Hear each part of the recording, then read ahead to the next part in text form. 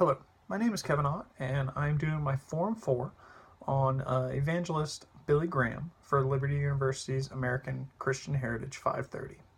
I felt with his recent passing now would be a great opportunity to highlight someone who had such an impact on so many Christians around the world in the 20th century.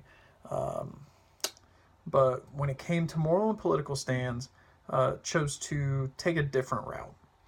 Historians must be objective and honest in their investigations and must be dedicated to a reasoned and investigated reconstruction of primary sources. Billy Graham was born on November 7th, 1918, outside of Charlotte, North Carolina. Graham found Jesus when hearing the preachings of traveling evangelist Mordecai Ham. Graham graduated from Florida Bible Institute and later from Wheaton College with a degree in anthropology. Graham would first taste success with his Los Angeles Crusades, which were picked up by newspaper tycoon William Randolph Hearst. In the 1950s, Graham would head start a national radio program, write daily syndicated newspaper columns. He would found renowned magazine Christianity Today and publish a best-selling book, Peace with God. Graham would break from the fundamentalist approach that had been prevalent during his time and reigned in a throwback to the evangelical approach, such as those from George Whitefield to Charles Finney. As it pertained to social justice and political issues, Graham did not have the same views as other leaders in his time, such as Pat Robinson and Jerry Falwell. On the issue of civil rights, Graham personally had his congregation integrated in the 1950s. However, while he clearly supported civil rights for African Americans, he was troubled by the promotion of civil disobedience that was encouraged by leaders like JFK Jr. or MLK Jr., sorry. Graham spoke out against religious leaders, taking a stand and promoting these types of acts. He instead advocated for the changing of hearts and not laws. He believed that the government could not make this change. It had to be on a personal and spiritual level in order to be successful.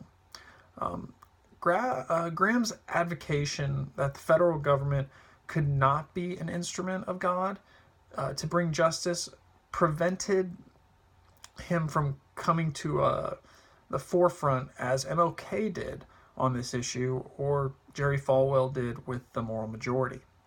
While Graham has recently received criticism for not being more forceful, Reverend William Barber has praised Graham for meeting with King during these trying times and agreeing to use his influence to preach reconciliation and peace, even if he did not agree with King's approach. Graham would try to make his impact through his preachings for inequality and use his tremendous influence in the segregated South. Author Stephen Miller stated that Graham helped ease the region's tensions away from legalized segregation, and he could reach that audience as a native Southerner, but also because he spoke a familiar evangelical language and because he was obviously not an activist. People gravitated towards him.